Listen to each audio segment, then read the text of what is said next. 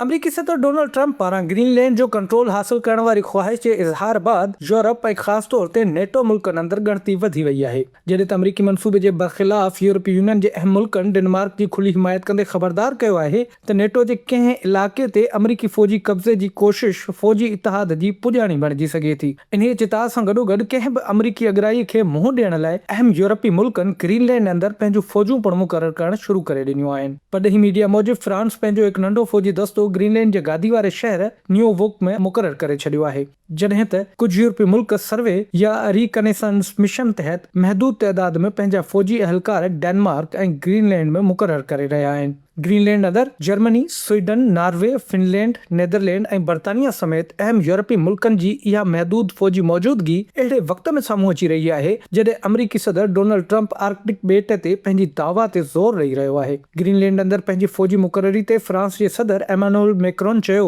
त शुरूआती दस्ते खे जल्द ई ज़मीनी, हवाई ऐं सामूंडी वसीलनि ज़रिए वधीक मज़बूत कयो वेंदो। इन खां अॻु फ्रांस जे सदर एमानुएल मैक्रोन फ्रांस जी हथियारबंद फ़ौजुनि खे नए साल जे ख़िताब दौरान चयो हो त यूरोप जे रहाकुनि ते ग्रीनलैंड बाबति ख़ासि ज़िम्मेवारी आयद थिए थी, छाकाणि त हीउ इलाइक़ो यूरोपीय यूनियन सां लाॻापियल आहे ऐं इहो असांजे नेटो इतिहादियनि मां हिकु आहे। रिपोर्टनि मूजिबि डेनमार्क ऐं ग्रीनलैंड जे परॾेही वज़ीरनि जी अमरीकी नायब सदर JD वेनस सां मुलाक़ात लाइ वाशिंगटन रवानगीअ खां कुझु कलाक बाद फ्रांस जे सीनियर सफ़ारतकार पंहिंजे हिकु बयान में ग्रीनलैंड अंदरि फ़ौजूं मुक़ररु करण वारे मिशन खे हिकु मज़बूत सियासी पैगाम करार ॾींदे चयो हो त इहा असांजी पहिरीं मश्क आहे ऐं असां अमरीका खे ॾेखारींदासीं त ख़िते अंदरि नेटो मौजूदु आहे। अमरीकी नायब सदर सां मुलाक़ात खां पोइ डेनमार्क जे परॾेही वज़ीर लारिस रासमुसन चयो हो त जेतोणीकि ॻाल्हियूं तामीरी हुयूं पर ॿिन्ही धुरियुनि विच में बुनियादी इख़्तिलाफ़ बरक़रार रहियो। पंहिंजे बयान में हिन ट्रंप जे ग्रीनलैंड ख़रीद करण वारी कोशिश ते पिणु तनक़ीद कई। ॿिए तरफ़ सदर ट्रंप ग्रीनलैंड खे अमरीकी कंट्रोल हेठि आणण वारे पंहिंजी दावा ते ॿीहर ज़ोर ॾींदे ओवल ऑफिस में सहाफ़ियुनि खे चयो त असांखे क़ौमी सलामतीअ लाइ ग्रीनलैंड जी ज़रूरत आहे।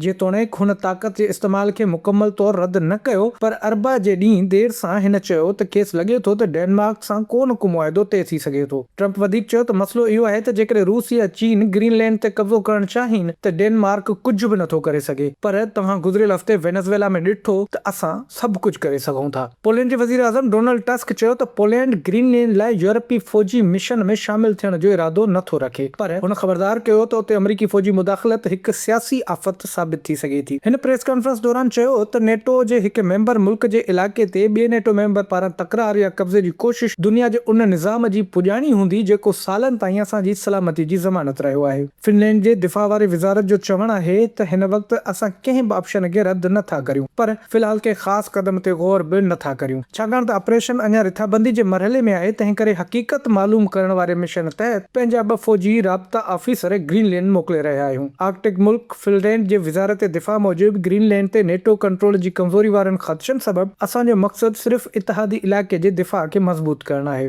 ख़मीस जे ॾींहुं जर्मनी हिकु AF400M ट्रांसपोर्ट जहाज़ ज़रिए पंहिंजो फ़ौजी दस्तो न्यूवुक मोकिले रहियो आहे, जॾहिं त डेनमार्क जे दिफ़ाई अमलदारनि जो चवणु आहे त ग्रीनलैंड जी हुकूमत सां गॾु इहो फ़ैसिलो कयो वियो आहे त ईंदड़ अरसे दौरान ग्रीनलैंड जे चौधारी फ़ौजी मौजूदगी वधाई वेंदी त जीअं आर्कटिक में नेटो पंहिंजी मौजूदगी जो निशान मज़बूत करे सघे, जेको यूरोपी ऐं ट्रांस एटलांटिक सलामती ॿिन्ही लाइ फ़ाइदेमंद हूंदो। इन दौरान बेल्जियम में रूसी सफ़ारतखाने आर्कटिक इलाइक़े में थींदड़ सूरत हाल ते सख़्त ॻणतीअ जो इज़हार कंदे नेटो ते इल्ज़ाम लॻायो त हू मॉस्को ऐं बीजिंग खां वधंदड़ ख़तरे जे कूड़े बहाने हेठि फ़ौजी मौजूदगी वधाए रहियो आहे। यादि रहे त अमरीका वटि अॻु ई ग्रीनलैंड में हिकु फ़ौजी अॾो मौजूदु आहे जिते लॻभॻि 150 अहलकार मुक़ररु आहिनि ऐं डेनमार्क सां मौजूदु मुआइदनि तहत अमरीका वधीक फ़ौजूं मोकिलण जो इख़्तियार बि रखे थो, पर डेनमार्क जी अॻुवाणी में ग्रीनलैंड अंदरि यूरोपी फ़ौजी दस्तनि जी मुक़ररी वारो इहो क़दम ट्रंप इंतज़ामिया लाइ हिकु पैगाम आहे त आर्कटिक ऐं उत्तर एटलांटिक जी सलामती यूरोपी इतिहादियुनि जी ज़िम्मेवारियुनि में पिणु शामिल आहे।